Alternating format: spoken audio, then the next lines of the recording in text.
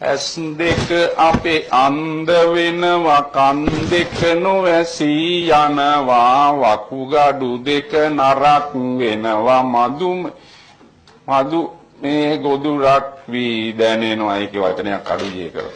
එක්ක වැඩි වෙලා මේක ලියලා තියෙන්නේ. මම ඉල්ලුවා මේක මේ හරියට ලියලා දෙන්න කියලා නෑ මේක.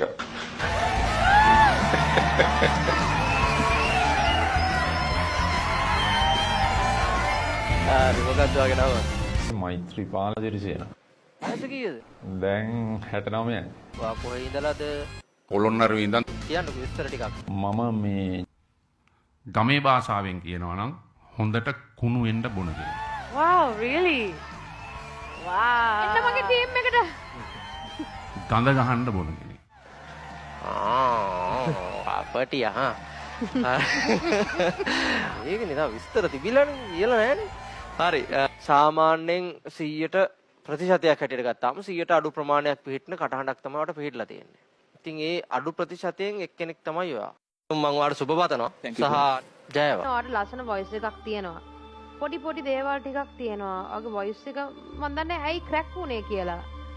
ෆ්ලූ එක හැදිලාද නැත්නම් මොන හරි ලෙඩක් හැදිලාද ඒ වගේ එකක්ද නැත්නම් මං හිතන්නේ වොයිස් එක චේන්ජ් වෙනවා. මං හිතන්නේ ඔයා එක්කෝ ඕවර් ප්‍රැක්ටිස් කරලා නින්ද මදි හොඳටම.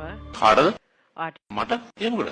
මට එහෙම නිින්ද යන්නේ නැති ගතියක් අර එහෙම මුත් තිබුණේ නැහැ නේ. හොඳට නිින්ද යනවා හැමදාම. මේ ඇඳට වෙඩිච්ච ගමන් නිින්ද යනවා. කොහොමද කියන්නේ ඔයාගේ ෂුවර් නැති ගතියක් තිබ්බ සමහර තැන්වල. ඉතින් ඒ දේවල් ඉගෙන ගන්න පුළුවන්. ආට සින්දු කියන්න පුළුවන්. තව අපි ගොඩක් හොඳ කරගමු.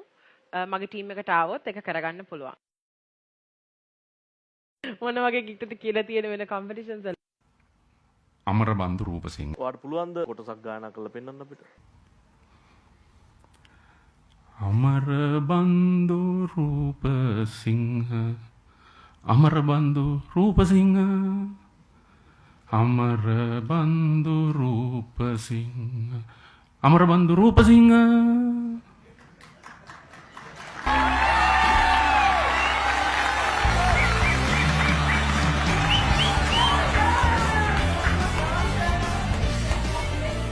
ස්තුතිවන්ත වෙනවා මේ මට ආරාධනා කිරීම ගැන.